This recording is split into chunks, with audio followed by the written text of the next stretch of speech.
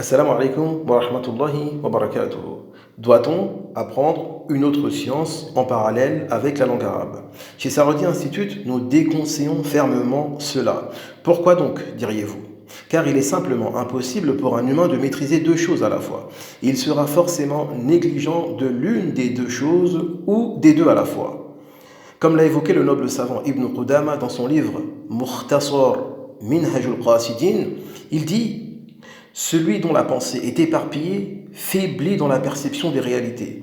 Donc, celui dont la pensée est éparpillée sur plusieurs sciences perçoit mal chaque science. Il faut donc concentrer sa pensée sur une seule et unique science à la fois. D'autant plus que chez Saadi Institute, l'élève se donne le challenge d'apprendre la langue arabe en un an, sinon deux au maximum.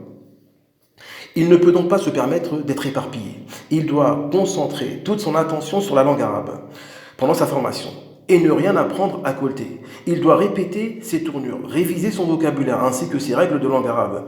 Et je vous garantis que cela prend déjà beaucoup de temps. Et c'est la voie de la réussite, Inch'Allah. Maintenant, soyons précis. Lorsque nous disons que l'élève ne doit rien apprendre en parallèle, c'est-à-dire ne pas faire un autre programme d'arabe à côté, ni apprendre du Coran, mais seulement le lire régulièrement. De même pour la croyance, car ce domaine est très important. Que l'étudiant n'essaye pas d'apprendre un livre de croyance par cœur alors que son niveau d'arabe ne lui permet pas. Cependant, il doit continuer à lire en français pour la compréhension ou lire en arabe pour s'exercer sans apprendre par cœur.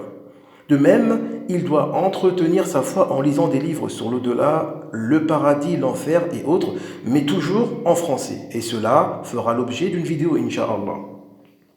Mais nous insistons sur le fait que pendant cette période, il ne doit apprendre par cœur que ce qui est en rapport avec la langue arabe. Ainsi, lorsqu'il aura achevé sa formation en langue arabe, alors il pourra ensuite s'adonner à une autre matière telle que la croyance, mais cette fois en arabe, car il en aura la capacité après sa formation en arabe. Et à ce moment, il pourra s'adonner à l'apprentissage par cœur en arabe des livres de croyance. Ainsi, il témoignera d'une rapidité dans l'apprentissage de celle-ci, car il est arrivé à son objectif, celui de comprendre et de parler la langue arabe. Et ce niveau qu'il a atteint est propice à ce qu'il apprenne une autre matière religieuse en arabe. Si vous avez aimé cette vidéo, alors likez, abonnez-vous, activez la cloche pour ne pas manquer une miette et surtout, partagez sur les réseaux. Je vous dis à bientôt pour une prochaine vidéo et d'ici là, qu'Allah vous préserve.